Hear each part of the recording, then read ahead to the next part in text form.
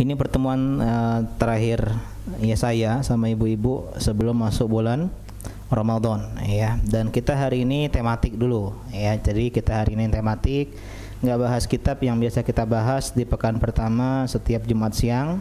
Dan tema kita pada siang hari ini adalah fikih wanita di bulan Ramadan. Karena di antara cara menyambut bulan Ramadan ibu-ibu dengan belajar. Dengan apa? Belajar tentang fikih seputar bulan Ramadan. Baik itu puasa Ramadan, kemudian sholat tarawih, kemudian baca Al-Quran, kemudian memberikan makan bagi orang yang buka puasa, zakat fitrah atau zakat fitri, itikaf dan semisalnya. Dan terutama kita wanita, karena wanita ini spesial ya, karena wanita itu spesial ya. Dalam Al-Quran ada surat namanya An-Nisa, artinya apa? Wanita, nggak ada surat Ar-Rijal, laki-laki nggak ada. Jadi wanita ini adalah ya orang yang harus paham fikih, karena mereka punya fikih tersendiri. Meskipun hukum asalnya ibu-ibu, wanita dan laki-laki itu sama. An-Nisa syaqaiqur rijal, kata Nabi SAW, perempuan itu saudaranya laki-laki, artinya dalam syariat sama. Ya, jadi nggak benar kalau bilang oh sholatnya laki-laki tuh gini, kalau wanita tuh gitu. Ya, ibadah laki-laki tuh gini, kalau wanita tuh gitu. Hukum asalnya nggak beda. Tidak ada beda ya, tidak ada diferen antara laki-laki perempuan kecuali ada dalil yang membedakan. Apa contohnya, Bu, yang beda antara laki-laki perempuan? Apa hukum pakai jilbab? Haram kalau saya yang pakai jilbab. Ya, jadi hukum asal apa beda laki-laki perempuan? Contohnya jilbab. Kalau laki-laki pakai jilbab haram. Ya. Kalau perempuan wajib pakai jilbab. Jadi batasan aurat. Apalagi, Bu?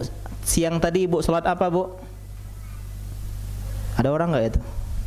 Ya, salat zuhur. Laki-laki salat apa? Jumat. Beda. Jadi ada sebagian yang beda. Cuman hukum asalnya sama. Contoh, ibu-ibu enggak wajib sholat di masjid, laki-laki wajib dan semisalnya. Jadi pada hari ini kita akan belajar tentang fikih wanita yang berkaitan dengan bulan Ramadan yang saya kumpulkan sendiri. Yang pertama tentang darah. Yang pertama babnya tentang apa? Darah, blood. Ya, bahasa Arabnya dam. Yang pertama, poin yang pertama, wanita yang haid dan nifas haram berpuasa. Haram, nggak boleh. Kalau dia ngeyel berpuasa dapat dosa. Jadi ini dalil bahwasanya agama itu harus menggunakan dalil, bukan hanya menggunakan semangat. Loh, kok kami mau puasa nggak boleh? Kami kan mau dapat pahala. Iya, Bu, tapi ibu kan lagi haid, ibu kan lagi nifas. Wanita yang haid dan nifas haram berpuasa. Akan tetapi dia wajib mengkodok. Kodok itu artinya ganti ya, bukan kodok ibunya berudu, Bu. Itu kodok. Ini kodok artinya mengganti puasa Ramadan di luar Ramadan. 11 bulan dari Syawal sampai Sya'ban. Ya, dari tanggal 2 Syawal. Tanggal 1 nggak boleh karena lagi Lebaran, meskipun saya menganjurkan kalau bisa jangan tanggal 2, masih suasana Lebaran. Ya, tanggal 3 juga masih. Mungkin tanggal 4 atau tanggal 5, tanggal 6 baru mulai. Ya, qada Ramadan. Lebih baik disegerakan. Boleh diakhirkan sampai Sya'ban, sampai hari ini. Sebenarnya ada larangan hari ini untuk puasa. La tuqaddimu Ramadan bi shaumi yaumin aw yaumain. Kata Nabi, jangan dahuluin puasa Ramadan dengan puasa sehari 2 hari. Jadi dilarang kita puasa hari ini kecuali ibu-ibu udah biasa puasa Senin Kamis atau puasa Daud begitu. Atau qada Ramadan. Jadi hari ini adalah hari terakhir mengqada Ramadan. Ya, batasnya kalau masuk Ramadan yang Ramadan nanti, misalnya malam ini Ramadan, kita masih punya utang, kita berdosa, wajib tobat dan nanti tetap diganti setelah Ramadan ini pun selesai. Ya, jadi ini poin yang pertama, wanita haid dan nifas hukum puasanya sunnah atau wajib?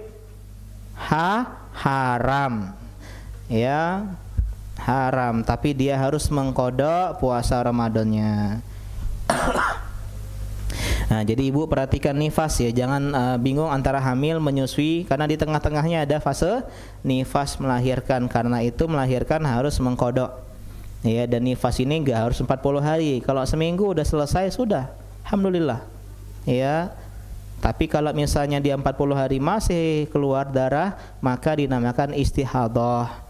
Ini poin yang pertama. Dan ibu-ibu, saya pernah dapat sebuah pertanyaan dari seorang wanita lewat chat, "Ustadz, benar ya wanita yang haid dan nifas itu, wanita yang haid itu nggak boleh puasa?" Saya terkejut. Ada pertanyaan seperti ini. Dalam hati, kemana be kau? Ya, tapi tidak lemak mah itu kan.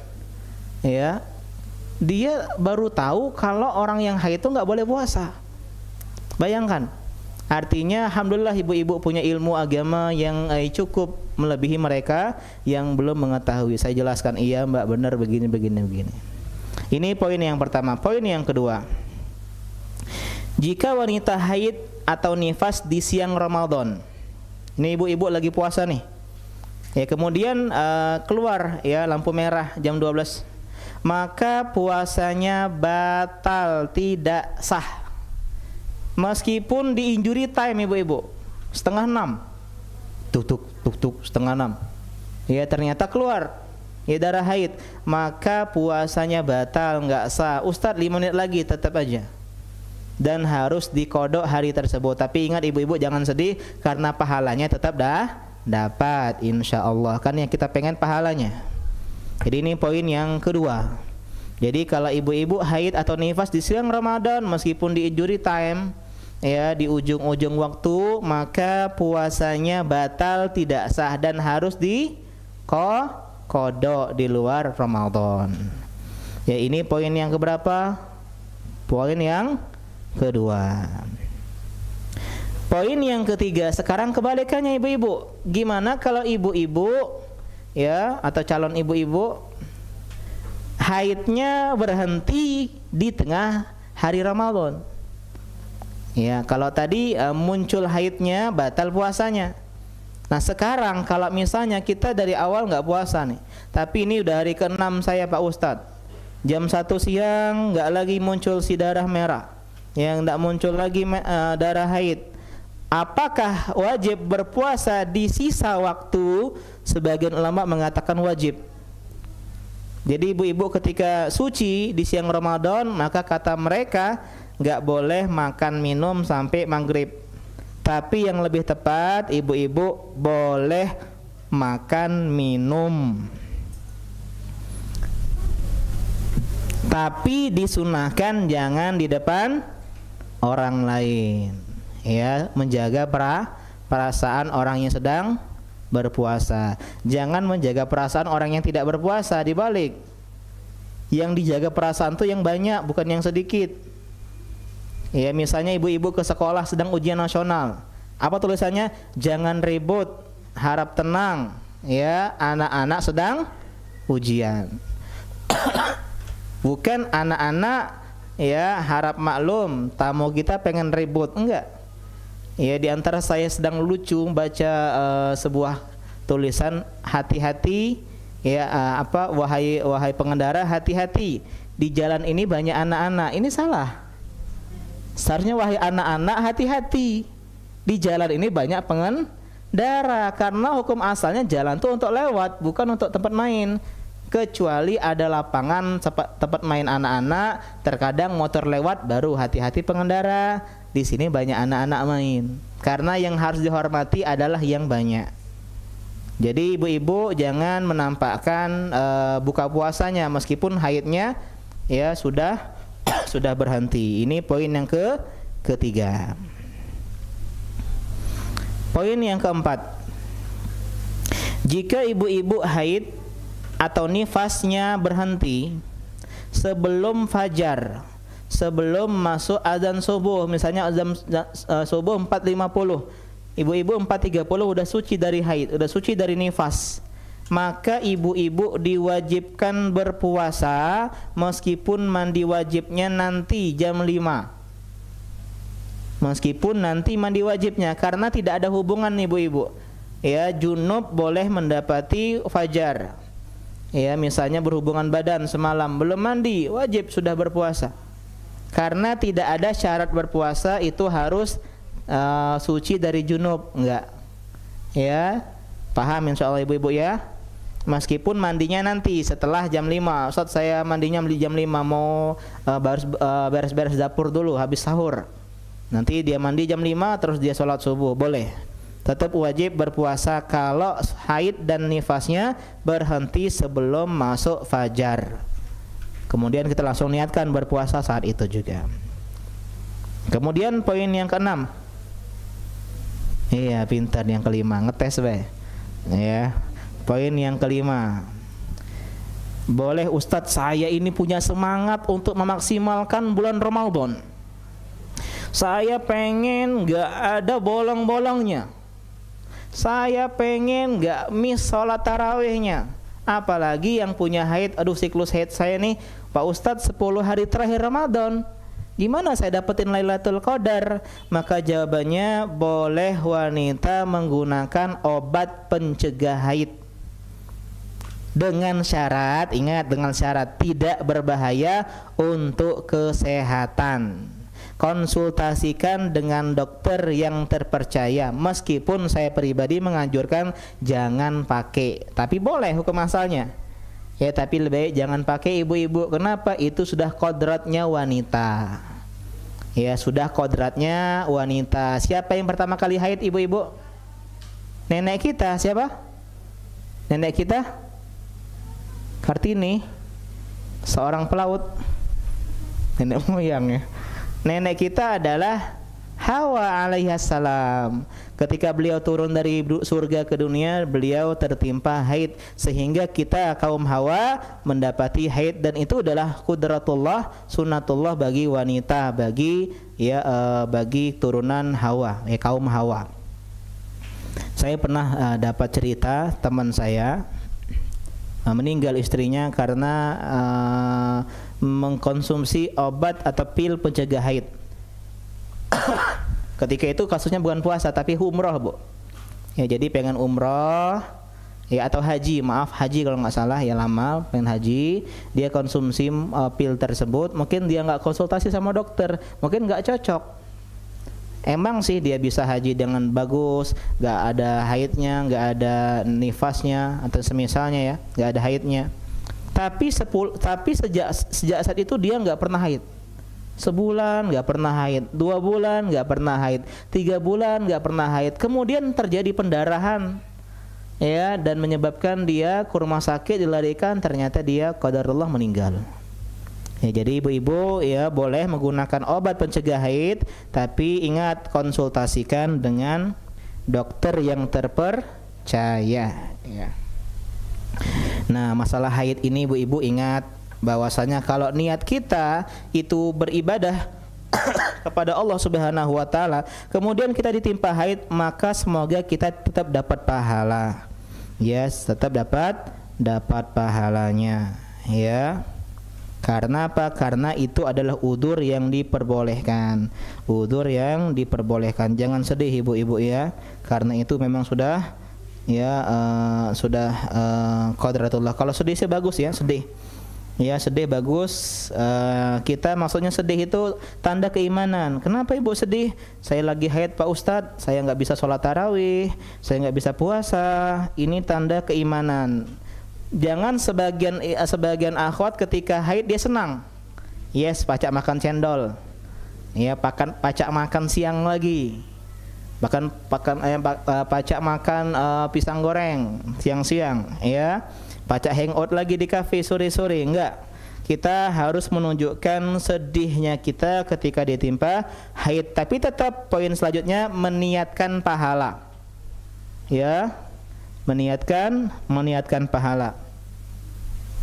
Meniatkan pahala kenapa? Karena seseorang yang harus paham konsep ibadah itu tidak hanya mengerjakan ya perintah, ya, tapi juga meninggalkan larangan. Jadi ibadah meninggalkan larangan. Yang penting niat. Kalau kita niat, ya Allah, seandainya saya ini gak haid, saya akan puasa. Ya, seandainya saya ini enggak haid, saya akan sholat tarawih, saya akan sholat 5 waktu, maka kita akan mendapatkan pahala dengan niat kita. Ada sebuah kisah ketika Nabi SAW mengkisahkan orang yang berilmu agama tapi enggak punya harta.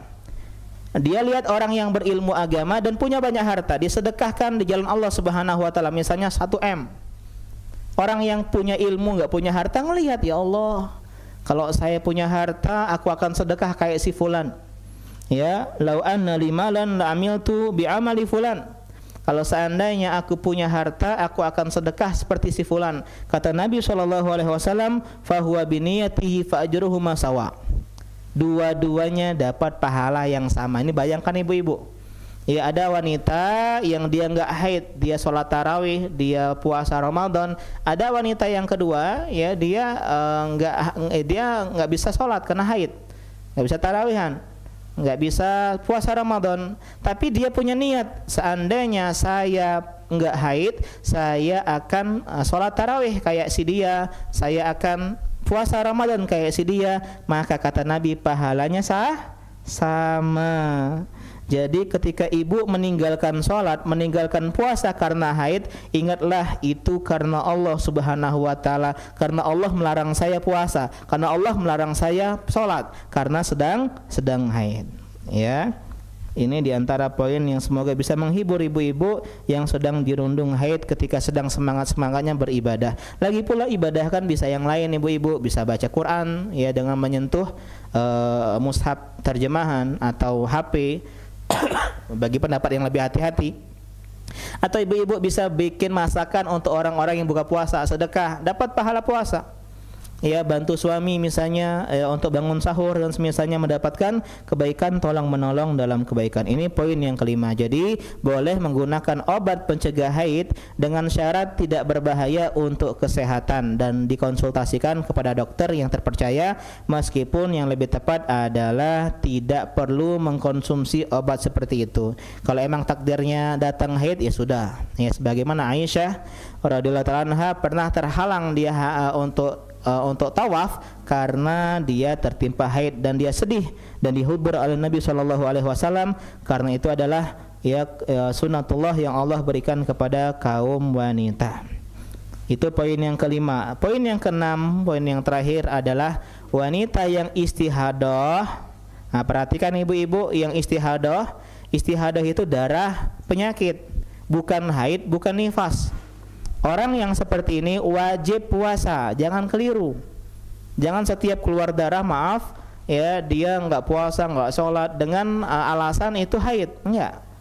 Harus dibedakan dan memiliki karakter darah yang berbeda, sifat darah yang berbeda-beda. Wallahu taala a'lam. Ini poin yang keenam, poin tentang masalah darah.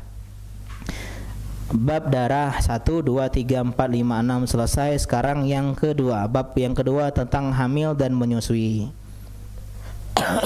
Karena ini adalah hal yang dimiliki oleh wanita dan tidak dimiliki oleh laki-laki. Ada laki-laki yang hamil? Ya, enggak ada ya. Poin hamil dan menyusui. Ulama sepakat ibu-ibu yang hamil dan ibu-ibu yang menyusui, busui, bumil dan busui, ya saya singkat begitu, sepakat ulama boleh tidak berpuasa, keringanan, kalau dia khawatir kesehatan dirinya atau kesehatan bayi dan janinnya. Ustadz, saya nih kalau puasa nggak kuat, atau takutnya bayi saya ini khawatir, bayi saya kenapa-kenapa, dia butuh nutrisi, dia butuh gizi, maka dia boleh tidak berpuasa. Hanya saja ulama beda pendapat apa kewajiban dirinya. Ya, apa kewajiban wanita yang hamil dan menyusui, busui dan bumil. Dan pendapat yang lebih tepat ya adalah cukup membayar fidyah. Apalagi ibu yang top chair. Ya, tiap tahun ya brojol, tiap tahun melahirkan, tahun ini anak pertama ya, kemudian berapa bulan kemudian setelah nifas langsung isi lagi, kemudian tahun depan terus. Jadi hamil dan menyusui itu seperti sebuah aktivitas tahunan ya. Maka ini nikmat dari Allah Subhanahu wa taala ya ibu-ibu. Ya. Karena banyak di luar sana ibu-ibu yang sedang berjuang untuk memiliki garis biru. Garis merah ding. Ya, 2 garis merah. Garis biru itu sinetron ya. Jadi cukup bayar fidyah. Sekarang gimana Pak Ustadz bayar fidyah? Bayar fidyah artinya memberi makan orang miskin. Maka ada dengan 3 cara. Yang pertama, memberi orang miskin makanan pokoknya yang belum jadi. Kalau kita apa? Beras. Ulama ada pendapat, ada yang bilang 1 mud, ada yang bilang 2 mud. Lebih hati-hatinya 2 mud. Ibu-ibu 1 sok berapa mud? 4. Berarti kalau 2 mud berapa sok? Setengah. Ya. Kalau 4 mud itu 1 sok, 2 mud berarti setengah sok. 1 sok itu ukuran zakat fitri kita ibu-ibu. Zakat fitrah. Yang benar fitrah atau fitri ibu-ibu? Boleh dua-duanya. Tapi kalau saya pilih fitri ya, karena istri saya namanya Fitri.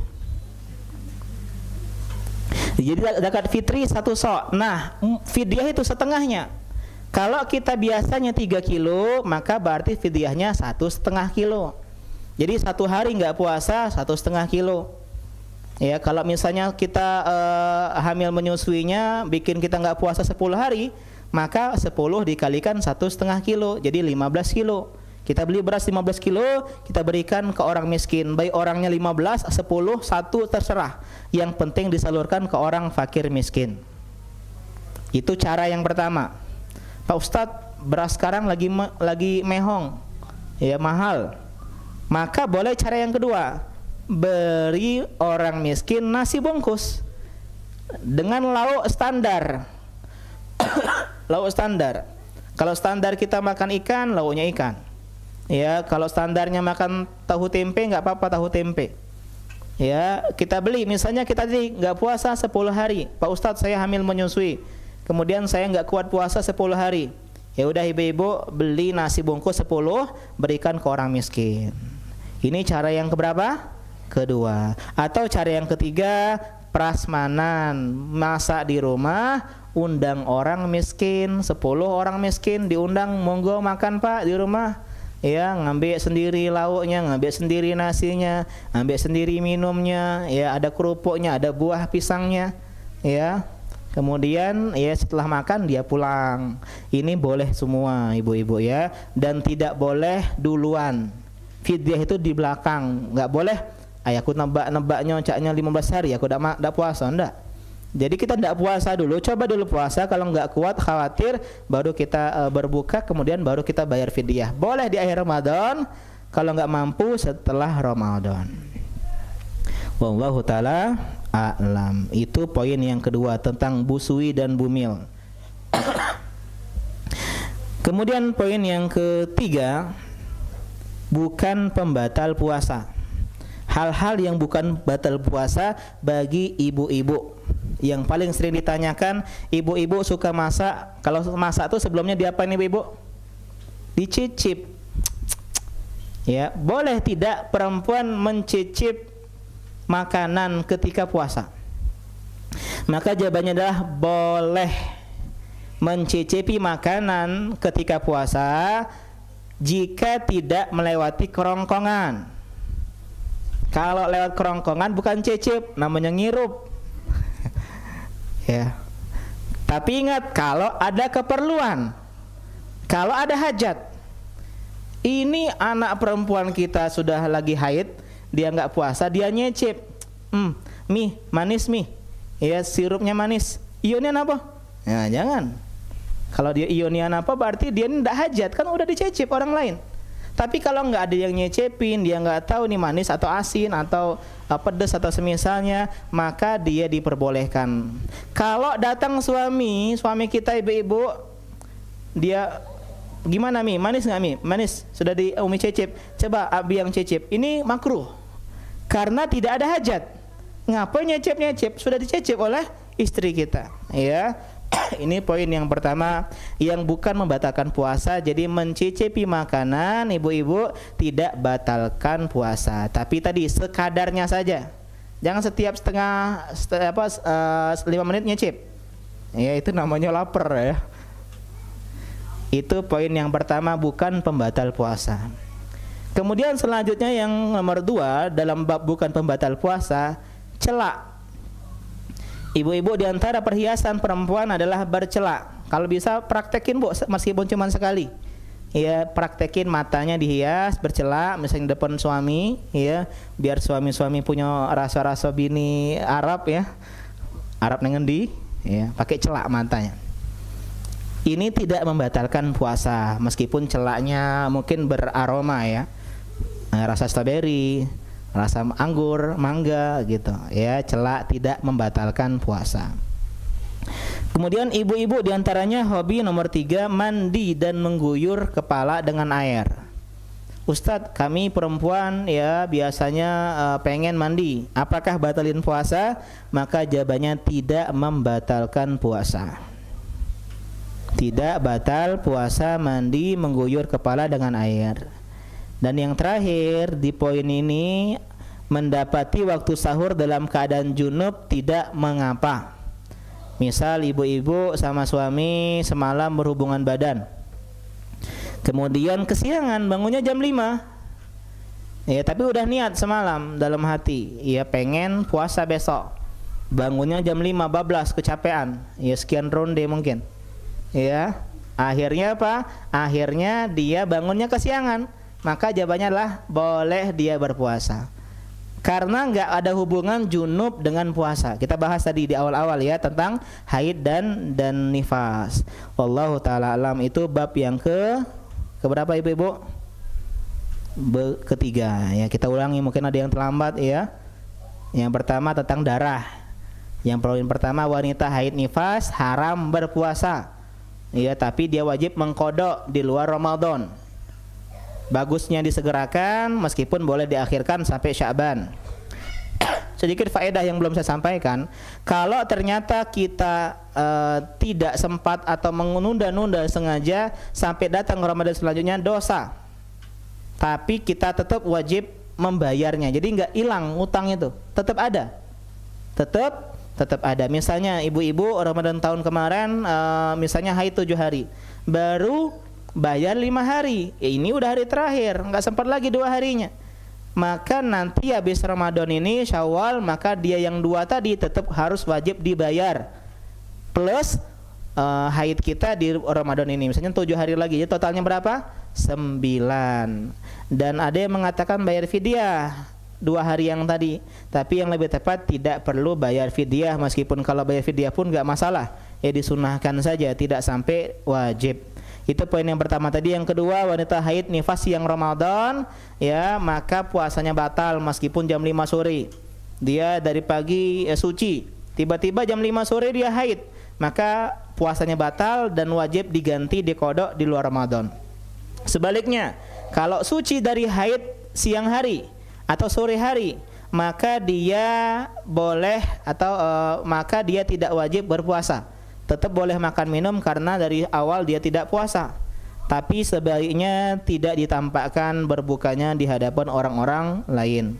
Yang keempat, kalau wanita haid nifas tadi sebelum fajar, sebelum subuh, maka tetap harus berpuasa meskipun mandi wajibnya setelah masuk fajar.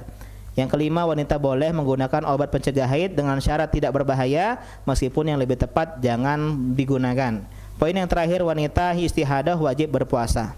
Kemudian hamil menyusui, bab yang kedua, poin yang kedua, maka dia boleh tidak berpuasa kalau khawatir terhadap dirinya dan kesehatan janin atau bayinya, dan yang lebih tepat adalah dia cukup membayar fidyah saja. Dan fidyah bisa dengan cara makanan pokok beras atau nasi bungkus ya sekali ya, atau mengundang makan prasmanan ke rumahnya. Kemudian yang bukan pembatal puasa, mencicipi makanan kalau emang butuh, bercelak, mandi mengguyur kepala dengan air. Ya, yang tidak boleh itu mandi sambil minum airnya, itu baru batal. Terakhir, dapati sahur dalam keadaan junub. Sekarang poin selanjutnya adalah sholat tarawih. Wanita disunahkan sholat tarawih, ya karena hukum tarawih sholatnya sunnah, hukumnya sunnah, nggak wajib. Tapi sayang ibu-ibu ya kalau nggak sholat tarawih. Ya tapi lebih baik di rumah. Ibu-ibu ya, wanita lebih baik di rumah. Ya, boleh tapi ke masjid. boleh ke masjid dengan syarat diizinkan oleh miswa. Tahu miswa ya? Suami. Ya, bagi yang belum suami yang enggak harus izin calon suami. Ya, dan tidak ada fitnah atau aman dari fitnah. Ya, contoh jalannya aman. Kemudian selanjutnya menutupi aurat. Sebagian ibu-ibu itu nenteng jilbab dia. Nenteng mukena ke masjid. Ya, di masjid baru pakai mukena. Habis tarawih dilepas lagi jalan enggak pakai jilbab. Ini enggak boleh. Kemudian tidak boleh memakai wewangian. Ya, minyak wangi atau parfum, ya. Tapi lebih baik di rumah. Ya, lebih baik di rumah. Kenapa? Karena wanita sebesar-besar fitnah. Jadi saya teringat dulu waktu sebagian bujang-bujang dulu ya. Tarawih itu paling semangat mereka. Kenapa? Karena ya akhwat-akhwat pada keluar rumah yang kita nggak tahu. Ya, jadi mereka punya niat kedua. Niat pertama mencari pahala, niat kedua mencari jodoh. Ya, bahkan ada kisah seorang ikhwan dapat jodoh ketika sholat tarawih. Ya, falling in love at the first sight. Ya, jatuh cinta pada perpandangan pertama. Jadi ya, apalagi apalagi masjid-masjid yang memang tidak ada tabir antara laki-laki dan perempuan kecuali sedikit. Ini poin yang pertama. Wanita lebih baik sholat di rumah meskipun boleh sholat di masjid. Lebih baik lagi berjamaah di rumah dengan keluarga sesama wanita. Misalnya ibu punya adik perempuan atau adik madu ya, adik perempuan aja ya. Adik perempuan misalnya 2. Ya, sholat bertiga. Nah, ini lebih bagus sekali di rumah. Ya, gantian besok adik yang nomor 2, kemudian nomor 3. Atau misalnya ada bibinya. Atau misalnya ada sebagian teman, yuk kita tarawih aja bareng-bareng. Misalnya rumah tahfidz. Ya, misalnya santriwati rumah tahfidz Umar ya. Umar di Ustadz Biru ya. Nah, misalnya mereka sholat tarawih bareng-bareng di rumah tahfidznya. Perempuan-perempuan, boleh. Ya, atau yang semisalnya, ya. Itu poin yang pertama. Poin yang kedua kita bahas tadi sudah singgung, wanita boleh mengikuti jamaah laki-laki sholat di masjid dengan syarat diizinkan suami. Dan ingat, suami nggak boleh melarang, Pak. Ya, nggak boleh melarang ibu-ibu kita mau ke masjid. La tamna'u ama Allah masajidallah. Ima Allah masajidallah. Jangan larang hamba-hamba Allah wanita untuk ke masjid Allah Subhanahu wa taala. Meskipun ibu-ibu harus peka ya. Suami ini kadang mengizinin cuman tidak rela. Saking cemburu, saking cintanya. Ya, maka kita juga peka. Oh iya, berarti suamiku pengen aku sholat di rumah. Ustadz, aku cuman hafal kulhu bae. 5 menit selesai. Ya, 11 rakaat. Maka ibu-ibu, poin selanjutnya diperbolehkan ibu-ibu membaca mushaf kalau enggak punya banyak hafalan. Ya, buka mushaf di tangan. Alif lam mim Allahu akbar. Enggak ya. 1 ayat aja, jangan. Tapi lebih baik ibu-ibu belajar menghafal. Dan saya mungkin punya program ke depannya. Program menghafal juz amma. 3 bulan tuh bisa sebenarnya. Ya, 3 bulan bisa menghafal juz amma dengan syarat bacaan Al-Qur'annya lancar. Ya, dan itu memang harus punya program. Harus ada mentor, pembimbing dan semisalnya. Ya, jadi saya punya cita-cita kalau bisa ikhwan yang ngaji ini semuanya hafal Quran minimal juz 30 saja. Biar sesekali amma yatasaalun gitu ya. Jangan kul yang ngimamin istri sholat malam kul terus. Ya. Kenapa bi baca kul terus? Tawaduk mi. Ya. Padahal ndak ada hafalan. Kalau malam pertama taruhlah pengen cepat-cepat dia. Ya, surat pendek saja. Tapi kalau yang lain-lainnya maka hendaklah kita perbanyak hafalan kita, ya. Ini sholat sunnah ibu-ibu, ini sholat sunnah. Kalau sholat wajib maka sebaiknya tidak membaca mushaf. Wallahu ta'ala a'lam. Ya. Ustadz, di rumah itu saya itu ada orang tua yang suka dangdutan, ya ribut, misalnya adik-adik, saya nggak khusyuk, maka boleh dia di masjid. Bahkan bisa jadi dalam kondisi ini masjid lebih afdol daripada rumah. Ya, jadi kondisional ya, tentatif, kondisional. Jadi sewaktu-waktu bisa jadi masjid lebih afdal daripada rumah. Tapi hukum asalnya rumah lebih afdal daripada masjid, kata Nabi, ya baitukunna khairun lakunna, rumah kalian lebih baik daripada kalian. Itu soal sholat tarawih.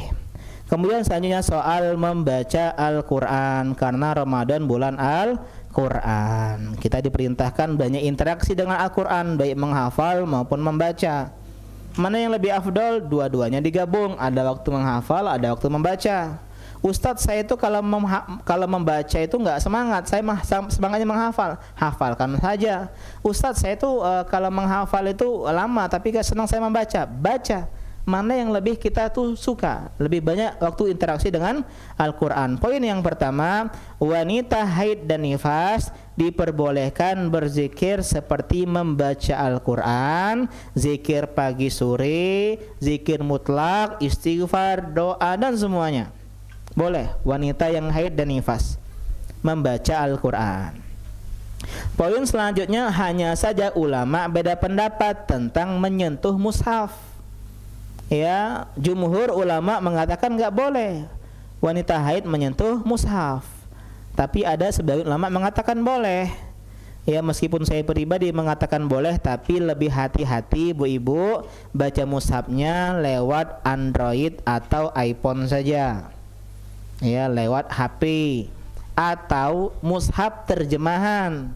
Mushaf yang ada terjemahannya, karena itu dihukumi sebagai buku tafsir, bukan mushaf sendiri. Jadi ada solusinya, ya ada solusinya. Meskipun yang lebih afdol adalah membaca lewat mushaf, meskipun boleh membaca lewat handphone. Ya, wallahu taala a'lam. Ini poin yang kelima. Ya, poin yang kelima, yang pertama tentang darah, hamil, menyusui, bukan pembatal puasa, sholat tarawih, dan baca Al-Quran. Poin yang keenam, ya, memberi makan. Ini memberi makan orang yang berbuka puasa. Ibu-ibu ya suka memasak, ya. Kalau saya juga suka memasak di Harvest Moon, ya, dulu sebuah game, ya. Game Harvest Moon bisa masak di situ. Kalau ini kalau sudah nikah udah jarang masak. Nah, bisa mendapatkan pahala dengan cara memasak. Gimana? Memberikan masakan tersebut kepada orang yang berbuka puasa. Misal ibu-ibu masak pisang goreng, bawa pisang goreng ke Masjid Anwar atau Masjid Al-Madinah atau Al-Istiqomah, Al-Islam dan semisalnya. Bawa sana. Meskipun cuma 10, ya, meskipun cuma 5, enggak masalah, dapat pahalanya. Ya, dapat pahalanya. Berapa Bu ini? Oh, gratis untuk yang buka puasa. Atau ibu-ibu jago bikin donat. Ya, ingat ibu-ibu, saatnya berbagi di bulan Ramadan. Bulan Ramadan bulan yang penuh dengan keberkahan. Kalau Ramadan saja kita nggak jadi pribadi yang lebih baik, kapan lagi kita jadi pribadi yang lebih baik? Ustadz, saya nggak bisa masak. Ya, saya adalah wanita generasi Z yang nggak bisa masak, yang serba GoFood, Shopee Food, ya, GrabFood dan food lainnya. Maka jawabannya kita bisa sedekah dengan harta kita. Kita beli masakan, kita beli makanan, ya, atau mentahnya saja kita berikan. Tolong ini panitia berikan makanan, gorengan, pempek, ya, cendol, es dawet, es cincau, sebutilah loh, ya. Karena hari ini kita boleh makan dan minum. Ya, jadi siang tadi mungkin siang hari terakhir kita makan siang sebelum lebaran. Kecuali ibu-ibu, ya, yang ada udurnya. Jadi ini dua poin tentang memberi makan, bisa dengan masakan kita dan bisa dengan memberi makan berupa, ya, beli masakan atau uangnya saja. Terutama ibu-ibu yang tidak puasa karena haid dan nifas atau sakit. Jangan sampai kehilangan pahala puasa. Ustadz, qadarullah saya seminggu ini haid. Nah, inilah saatnya kita sedekah agar mendapatkan pahala orang yang puasa. Kata Nabi, man fattara shaiman, siapa yang memberikan makan buka puasa orang, maka dia dapatin pahala puasa tanpa mengurangi pahala puasa orang tersebut.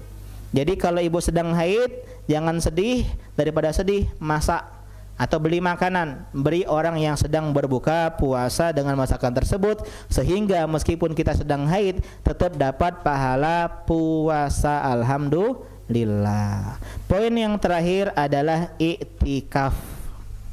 Apa iktikaf? Iktikaf artinya berdiam di masjid untuk beribadah kepada Allah Subhanahu wa taala. Boleh wanita iktikaf? Jawabannya boleh, bahkan disunahkan. Hanya saja dengan syarat aman dari fitnah. Kalau masjid kayak Anwar ini enggak aman dari fitnah. Ibu-ibu tidur di belakang, lanang tidur di depan. Ya. Yang aman itu kalau lantai 2, ya, ibu-ibu ada WC sendiri di lantai 2, laki-laki lah ada di lantai 1, kemudian parkirnya juga beda, ya. Itu apalagi kalau misalnya ada masjid khusus wanita, itu lebih bagus lagi, ya. Tapi kalau nggak ada, maka kita nggak usah itikaf full. Mungkin itikafnya kita ambil 1 siang saja atau 1 malam dan semisalnya. Kalau ada ulama yang berpendapat minimal sesaat kayak sekarang nih, niat ini itikaf. Menurut sebagian ulama, meskipun saya pribadi berpendapat minimal 1 hari atau 1 malam, ya 12 jam. Ada ulama yang mengatakan boleh meskipun sesaat itikaf. Contoh jam 2 tadi kita itikaf niatnya sampai jam 3. Maka ini diperbolehkan, tapi syaratnya tadi aman dari fitnah, lihat kondisi masjidnya, dan berlaku juga dengan hukum-hukum yang tadi kita bahas, yaitu diizinkan suami kalau dia sudah menikah, atau diizinkan wali kalau dia belum menikah. Kemudian dia juga menutup aurat, ya aman dari fitnah dan yang semisalnya. Ya kalau di sana kita malah terfitnah atau kita yang menjadi fitnah, ya suara kita kedengaran oleh laki-laki yang sedang itikaf, ini khawatirnya malah timbul fitnah. Wallahu taala a'lam. Itu saja mungkin sederhana fikih wanita di bulan Ramadan yang harus diingat ibu-ibu. Ramadan tahun lalu 1442 ada emak-emak, ibu-ibu, akhwat-akhwat yang puasa bareng kita. Mereka ikut pengajian Ramadan menjelang buka puasa bareng kita. Mereka buka puasa bareng kita. Mereka nyiapin buka puasa bareng kita, cuci piring bareng kita, ya sahur on the road bareng kita, itikaf bareng kita, baca Quran bareng kita. Pokoknya Ramadan tahun lalu bertemu dengan kita. Tapi Ramadan 1443 ini dia sudah nggak ada. Mereka udah meninggal sebagian. Mungkin teman dunia maya kita, teman media sosial kita yang mereka nggak pernah terbetik dalam benak mereka kalau Ramadan kemarin jadi Ramadan the last Ramadan dalam hidup mereka, Ramadan terakhir dalam hidup mereka. Maka hendaklah kita pun tanamkan hal seperti ini, ibu-ibu, bukan nakut-nakuti tapi nyeram-nyerami. Kata Nabi, idza kumta fi sholatika fasholli sholata muwaddi'. Kalau lagi sholat, anggap ini sholat terakhir dalam hidup kita, khusyuk sholat kita. Kalau pengajian, anggap aja pengajian terakhir. Balik ini, bukan nakut-nakuti ya. Jadi semangat, dah ngobrol dia di sini, enggak makan selonjoran kaki. Ya sambil dengar HP, lihat HP, main HP, enggak. Dia fokus mendengar, mencatat, berusaha mengamalkan. Begitu juga Ramadan. Kalau orang punya pistol 5 peluru, dia akan tembak-tembakan sembarangan, dudur. Karena dia punya 5 peluru. Coba kalau pistolnya cuma punya isi 1 peluru, maka dia akan berusaha membidik dengan tepat. Karena kalau dia nggak bisa membidik dengan tepat, dia akan dibunuh oleh penjahat tersebut. Begitu juga Ramadan. Anggap aja Ramadan terakhir kita, nggak ada Ramadan 1444, 45, 46, nggak ada. Maka kita maksimalkan seolah-olah ini adalah Ramadan terakhir dalam hidup kita, dan kita akan totalitas. Ibu-ibu, Nabi itu Ramadan itikafnya cuma 10 hari. Tapi Ramadan terakhir itikafnya 20 hari. Nabi itu dalam Ramadan, puasa Ramadan, beliau setoran Quran sama Jibril alaihissalam sekali 1 khotam. Ramadan terakhir beliau khotamnya 2 kali. Itu menunjukkan bahwasanya Nabi sedang mengajarkan kita, jadikanlah Ramadan terbaik adalah Ramadan terakhir dalam hidup kita. Hari ini, Ramadan tahun ini harus lebih baik dari 1442. 44 nanti lebih baik dari 43 dan semisalnya. Ya, jadi semangat ibu-ibu semuanya. Malam ini mungkin kita lihat sidang isbat. Kalau pemerintah kita menetapkan besok puasa, maka malam ini tarawih. Ya, kalau ternyata menetapkan hilal tidak terlihat, maka kita puasanya besok malam atau hari Ahad. Ya, kapanpun itu, yang jelas kita sepakat Ramadan puasa dimulai tanggal 1 Ramadan. Ya, jangan ribut-ribut. Kapan lebaran Pak Ustadz? Dari dulu lebaran itu semuanya sepakat 1 Syawal. Ya, Allah Ta'ala kapan waktu Masehinya. Silakan kalau ibu-ibu ada pertanyaan baik berkaitan dengan materi maupun di luar materi. Ya.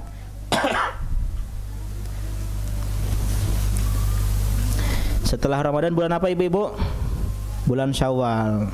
Berpuasa dahulu, menikah kemudian, ya. Jadi kalau Ramadan tahun ini masih sendiri, semoga Ramadan tahun depan sudah bersama si doi. Ya, bagi yang belum menikah, ya. Yuk silakan bertanya, kalau enggak kita pulang. Kita pulang. Pengajian jangan lama-lama ya. Yang penting masuk telinga kanan, keluar telinga kiri. Enggak ya.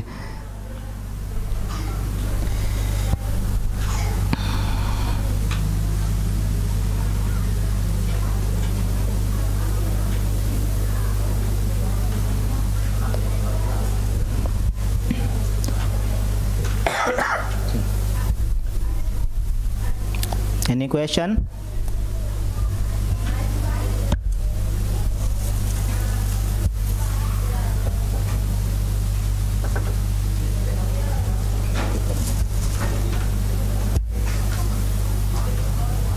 Tipetnya.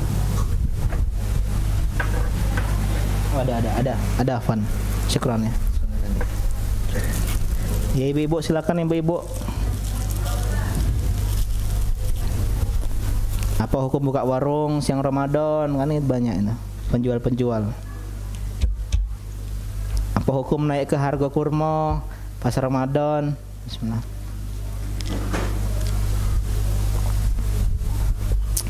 Kalau ada kita akhiri ya. Kita akhiri pengajian kita siang hari ini. Mana Kak Nusi ya? Balik ya? Iya.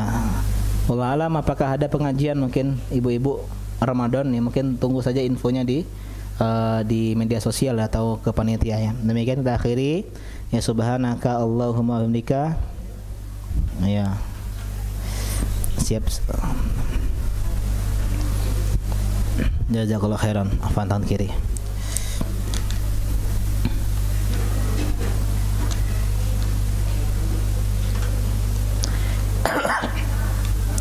Assalamualaikum Ustadz, saya mau tanya. Waalaikumsalam, saya mau jawab. Apa hukumnya menargetkan reseller belanja minimal 3 juta? Kalau tidak mencapai target, dikeluarkan dari grup. Wih, serem ya. Jawabannya adalah, reseller itu kan memiliki sebuah akad kerjasama. Saya pemilik barang, saya butuh reseller, dan akad ini boleh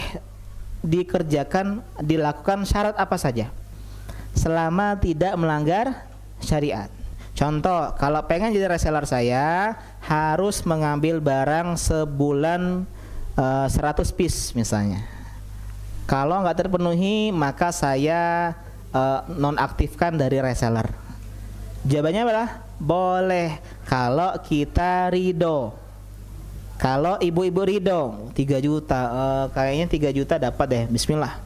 Tapi kalau kita udah mengiyakan, ternyata kita hanya dapat 2 juta, maka siap dengan konsekuensinya, akad dibatalkan. Nggak masalah ibu-ibu ya. Cuman yang begini siap-siap resellernya sedikit, gitu ya, siap-siap resellernya sedikit. Tapi tadi al-muslimuna ala syurutihim, kaum muslimin sesuai dengan syarat-syarat yang mereka sepakati. Ya, selama sama seperti seorang karyawan di sebuah perusahaan, misalnya bilang, ya, pencapaiannya harus 10 kali pembelian, 10 kali closing. Kalau enggak, maka kami mohon maaf nonaktifkan dari karyawan, dipecat. Maka ini diperbolehkan, ya. Jazakallahu khairan.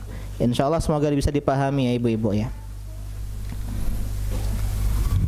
Assalamualaikum. Waalaikumsalam. Ustadz, tolong dijelasin lagi masalah bayar fidyah bagi busui dan bumil. Ya, ini terlambat kayaknya ya. Atau nggak terlambat, cuman mungkin nggak paham ya, karena emang saya juga kurang jelas menjelaskannya. Ya, kita ulangi ibu-ibu ya. Membayar fidyah. Fidyah artinya adalah memberi makan orang miskin. Ya, memberi makan, dan makan ini bukan 3 kali sehari. Sekali aja. Ya, memberi makan sekali. Jangan Pak Ustadz, kalau 10 orang miskin berarti 3 kali 10, 30, enggak. Ya, yang diberikan adalah sekali makan, bukan sehari. Sehari itu sehari kita nggak puasa. Begitu. Misal kita nggak puasa 10 hari dan kita bayar fidyah karena misalnya kita adalah orang tua renta, atau kita sakit menahun yang nggak kunjung sembuh, atau karena kita busui dan bumil, maka bayar fidyah 10 hari misalnya, maka caranya dikalikan setengah sok. Kalau kita mengambil pendapat 1 sok itu 2,5 kilo, maka 1,5 sok berarti berapa ibu-ibu? 1,25. Terima kasih adek, thank you. Tapi kalau kita berpendapat 1 sok amannya 3 kilo, berarti setengahnya berapa? 1,5. Dikalikan aja sama 10, jadi 15 kilo. Kita beli beras 15 kilo di warung, kemudian kita kasih ke orang miskin. Orang miskinnya bebas, mau 1 orang langsung 15 kilo, mau dibagi 3 orang 5 kilo, 5 kilo, 5 kilo, mau dibagi 10 orang 1,5, 1,5, 1,5, boleh. Ya, nggak masalah ibu-ibu ya. Yang penting semuanya disalurkan ke orang miskin. Paham yang pertama? Paham. Yang kedua, boleh dengan makanan siap saji. Beli nasi bungkus atau bikin nasi bungkus dengan porsi sedang, dengan lauk standar. Kalau dia makan sehari rendang salmon, kemudian cumi, kerang, jangan ngejuk tahu tempe. Ya, sesuai dengan lauk standar dia. Jangan pula kate lauk. Ya, jangan pula coba mie 1 sendok. Tapi yang layak dimakan, kayak nasi rumah makan biasanya ya. 10.000 misalnya kita beli. Ya, 10.000 dikalikan 10, 100.000. Beli 10 bungkus, berikan orang miskin. Boleh 1 orang miskin langsung 10, atau orang miskinnya 255, atau orang miskinnya ada 5, 2, terserah. Yang penting disalurkan semua ke orang miskin. Ini yang kedua. Paham ibu-ibu? Paham. Yang ketiga adalah prasmanan. Kita masak di rumah, undang orang miskin ke rumah. Oi kin, oi miskin gitu kan. Teman ya, misalnya orang miskin, ayo ke rumah saya, kemudian prasmanan, dia makan sepuasnya, 10 orang makan. Maka ini opsi yang ketiga ya. Semoga bisa dipahami. Wallahu taala a'lam. Assalamualaikum. Saya pernah nifas di bulan Ramadan. Saya nggak pernah ya. Dan yang saya tahu saat itu hanya bayar fidyah. Dan saya sudah bayar. Belakangan saya baru tahu kalau harus dikodok. Apakah saya harus mengkodok lagi Ustadz? Jazakallah khairan. Ya, kalau dia tidak tahu, ya insya Allah tidak mengapa ya.